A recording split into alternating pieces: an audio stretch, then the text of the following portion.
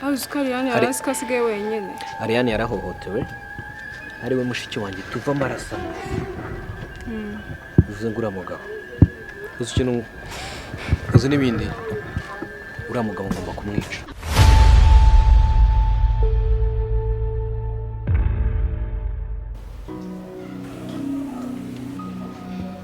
Ariane! Ariane! Va hano nkubwire.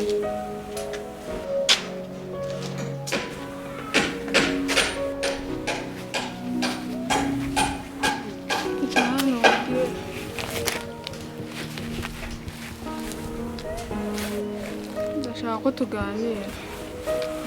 Nshaka kukubwira kuri biriya bintu byabaye mu gitondo mami wanjye agiye mu kazi. Sibyo? Nyine kuriya ko nakwitwayeho ntabwo ari byiza. Ndabizi nyine. Nanjye birankomeretsa ku mutima kukubwira kuriya. Urabizi uri nk'umuvandimwe wanjye. Nubwo mama wanjye agufata kuriya ariko njye ntabwo mba mbyishimiye. Sibyo? Ese Shani kuki mama wanyanga? Nanjye ntabwo nzi ikibazo gituma mama wanjye kwanga kuriya. Urabizi neza ko utazi mama wanyanga? Ntayo nzi pe. Mbese wigeze bimubaza ngo mubaze impamvu anyanga? Nawe ndagerageza kubimubaza kuko urabizi ukuntu ari tuvugana neza ariko nanone hajemo ibintu byo kumubaza icyo kibazo. Urabizi nanjye yahita anjugunya. None se Shani nzakora iki? Wakora iki se kari ukukomeza wihanganye? Ani biragoye. Se basi we ntabwo uzahinduka ngo ube nka mama wawe nyanga kuriya. Umva nkubwire njye ntabwo nahinduka. Ntabwo nzigera mpinduka ngo mere nka mama wanjye. Kandi urabizi ko Shari ntabwo wabimbwira ese ugiye kumwicanya. Nakubwiye ngo ngomba kumwica.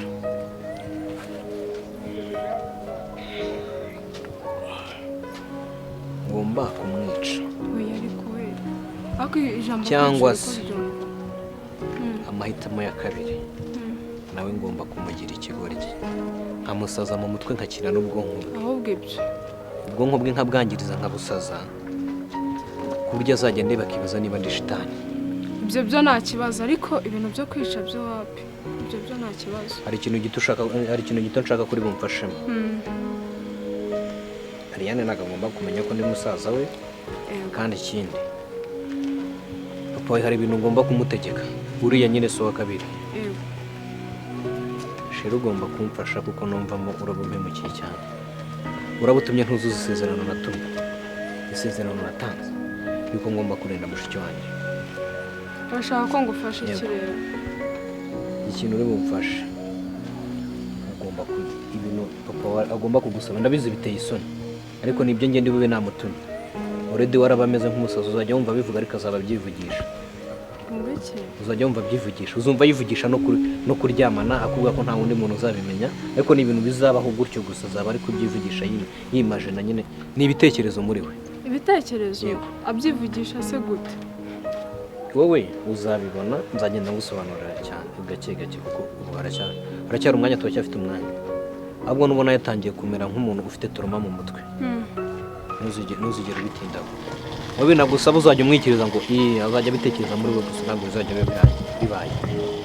Ubwo ikintu cyose azajya avuga nzajya mvuga ngo yego. Ahubwo rero njye cyo nagushakira n'icyo sibyo kandi mfasha sibyo.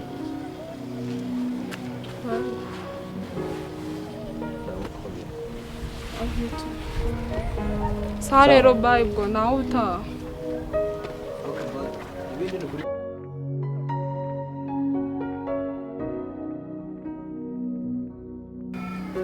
Shashani mama wawe ndamukunda nawe ndagukunda ariko sinibaza impamvu mama wawe anyanga. Nimba ari kubera ko mba hano mu rugo simbizi. Naba ndi gutambuka naba nicaye naba ngize gute banza yarebe mubabaza sinzi ikintu nawe. Oya sheri ibya mama jye ubyirengagiza icyambere ndahari kandi n'Imana irahari sibyo. Mu gitondo yamenyeho amazi. Ndabizi narimba. Arangije araguhamagara nambeshye. Yakubeshye? ese biriya byose yakubwiye wowe urumva nabikora?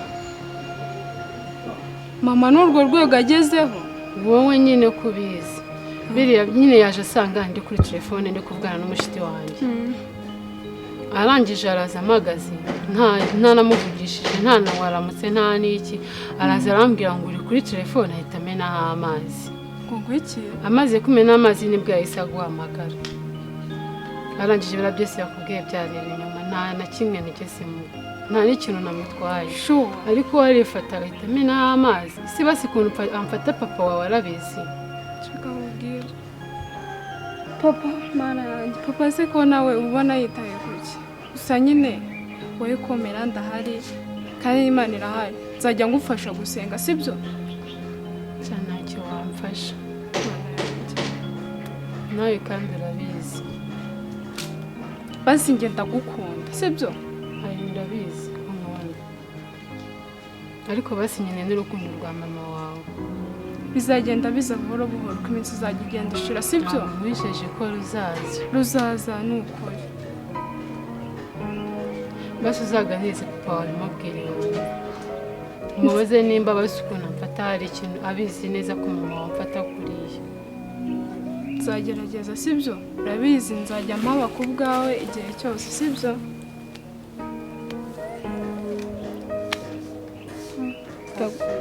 Ndagukunda n'Imana iragukunda kandi n'abandi baragukunda sibyo? Uzajya ukomeza wihangane sibyo? Ntuzajya ukeneye ikintu uzajya umbwira ntukajya ubwira mama, urabizi njye nta kintu yanyima sibyo? Yego. Wowe ntukajya ugira ikibazo ngo wigunge, uwo kuganira ndahari. Gusa nyine n'uzajya ubona ameze kuriya uzajya umenya ko ari ukubera ko ari ndi kumwe na mama sibyo? Uzajya ubyihangana ntukajya undakarira. Hano nyine wirira wibabara sibyo? Basi fone yawe ntabwo yamenetsemo amazi cyagiye. namubonye mpita nyisha mu mufuko kuko nari mbizi ko yari unayifata akakubita hasi kameneka, ngize amahirwe wenda amenaho amazi nayishyize mu mufuko. Imana ishimwe ubwo fone yawe ari nzima. Njyewe ndahari nzajya ngufata neza umva. Dari ku bwawe subize uri umuvandimwe wanjye. Ukoze. Cyo gusinzira. Yego. Si byiza? Yego. Turi kumwe ntukajya ugira ikibazo ndahari. Sibyo? Sugo ntuzajya uba wagiye none unasigaranye na mama wawe nzajya mbigenza gute? Oya, wowe reka nkubwire uzajya ukora ibyo ukora mama umwihorero umwirengagize. Urabizi ko ushobora kumujya imbere sha n'umutwe yawe ukomera.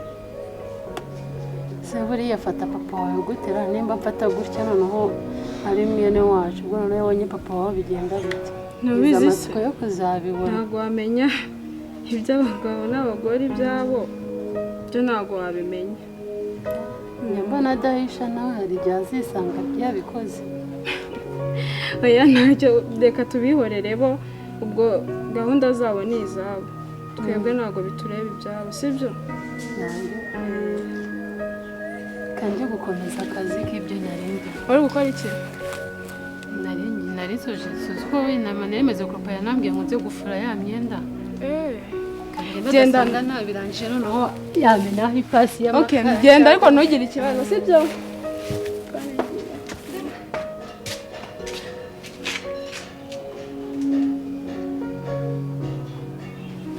Ako se buriya mama abatekereza ikira?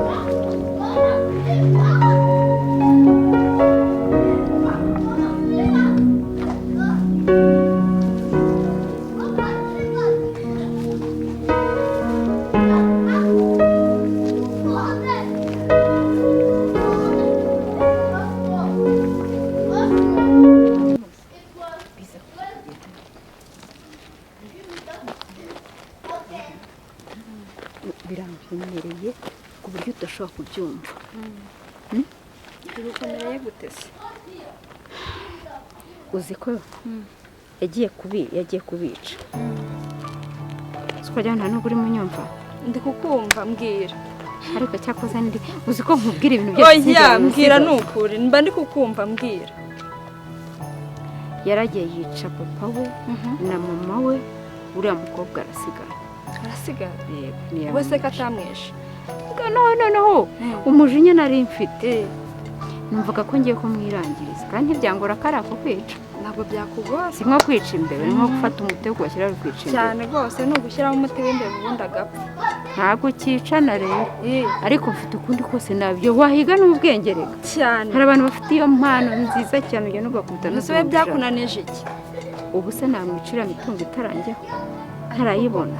Ntarayibona ntabwo byaguhira. Sinzi rero byancanze. Nabuze icyo nakora. Umva nkubwire byigucanga kandi turi inshuti. Uri kumva? Ngenziranye n'umupfumu. Iki? Kandi abikora neza. Oya nawe genda. Umva nyine nkubwire ikibazo cyawe ubura aho ngaho uhakana ngo hoya. Umva nkubwire nziranye n'umupfumu wazajyana y'uriya mwana akamuhindura ikigoryi. Akamuhindura ikidabiri. Kugira ngo bya bintu byawe ubone uko ubigeraho. Byigucanga urumva iyo n'amata ariyo. Ikibazo cyo kujya mu mapfumu rero. None urumva wakora iki kintu aho kugira ngo umwice aveho niwamujyana mu mapfumu agahinduka ikigoryi. Uriya mugabo rero nanone ni nkomeza mfata ibintu byose mbikora.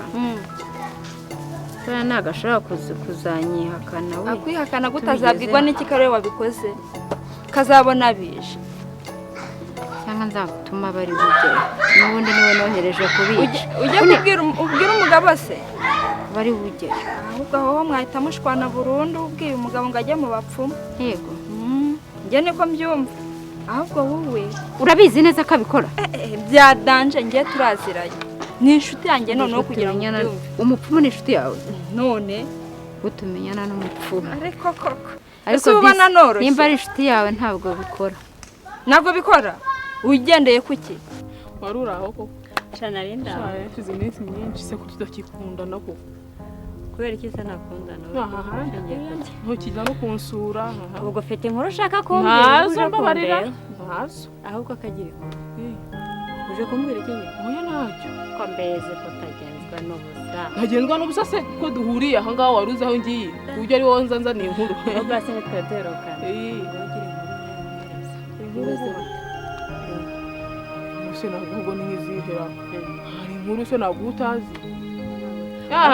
Ko nkuzi se komeze nkanjye nawe yatahuye. Aciye iminsi tudaherukana cyangwa byakura ntabwo wabura amakuru. Inkuru nzi nta muntu utayizi kuri uyu musozi. Ubu urabiyobewe rero. Bigeze? Gusa uyobewe ko wa mudamu Gaju umwari utuye ari hepfo iriya. Asigaye aba muri bya bipangu bya mukuru w'umugabo wiwe. Nakubwira ngo ufite inkuru. Nta muntu utayizi muri uyu mudugudu nari kuvuga ariko none nawe urasekeje. Aho kwicara hari wewe baraguza urabizi. Naho bigeze se? Naho bigeze yego ngo ubwo rero kwijisha nka utabizi. Oya nukuri nabyo narindi. N'inyoni itamba bizi. Ntabwo nakubeshye. Nose Gaju umuzi? Ndamuzi. Yego ubu yarakize yaramenetse asigaye go komana. Inzara reka data reka. Nanjye niyo mpamvu namubonye. Kandi se asigaye afite akahe kazi. Ntabwo ubizi. Kumbe naho ngaho yageze. Ni mugenzi wawe rero ubwo ngubwo ni kuri kubitekereza. Karabaye rero. Ntuzi ko mukuru wa mugabo basigaye babana. Suzi ko yari umukirara hirya. Yego ndabizi. Bafite n'igipangu. Suzi ko bafite n'abana. Yego. Umugore n'umugabo bapfiriye umunsi umwe. Ntumbaze icyabishe. Sinzi uko byagenze. Cyangwa shani waba warabikoze kugira ngo wenda simbizi nuko byagenze bamaze gupfa rero. Gaju na mugabo wiwe n'umwana w'umugore we ngo ba ubakonza mu yabikorera. Baze kutabyiga ngo binkore. Ngewe se ngewe ntabwo nashobora gukora. Ni gute ushaka kuba inshuti y'umupfumu n'ukuntu baba bateye ubwoba. Umupfumu uzi ko ngiye numva ntanamwegera. Uzikora umutinya umupfumu. Dore ko nigeze nyine numva nkubwira uramutinya ariko hari aho ugera ukamutinyuka. Wowe uziranye n'umupfumu n'inshuti yawe? Guki turaziranye sinzongera kukumenya oya nose urumva atari ko bigomba kugenda ryari rero njyanyeye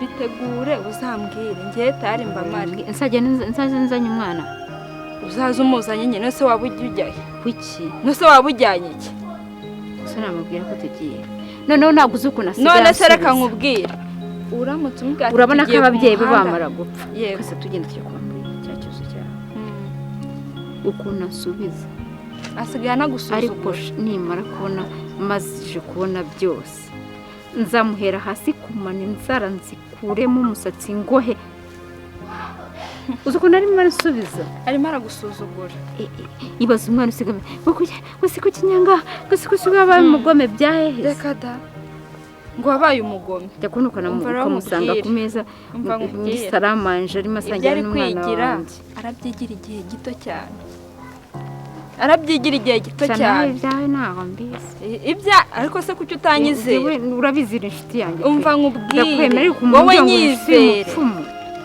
none kandi bapfumura barabeshya impamvu mukurangiye nuko nzi hari abo yabikoreye kereka nkiza kuza kumbwira atari uwo mu Rwanda abanyarwanda koko nta bapfumu bazima bari sindi kubikubwira ku buryo ari bumfasha akamugira nushaka kanamwicana byarabikora oya sinshaka kapfa mbona nshaka kapfa ako sinshaka kapfa ibintu byose bitarangira ariko namara kugera nzamwicira ari bupfe mu bwenge mba numva nanga urumva uriya mukobwa sinakomeza mubwira nabi nta n'ikintu kibi nakora sinshaka gushwana n'uriya mugabo hakiri kare ibintu byose bitarangira ku mazina humura icyo cyo cyakemutse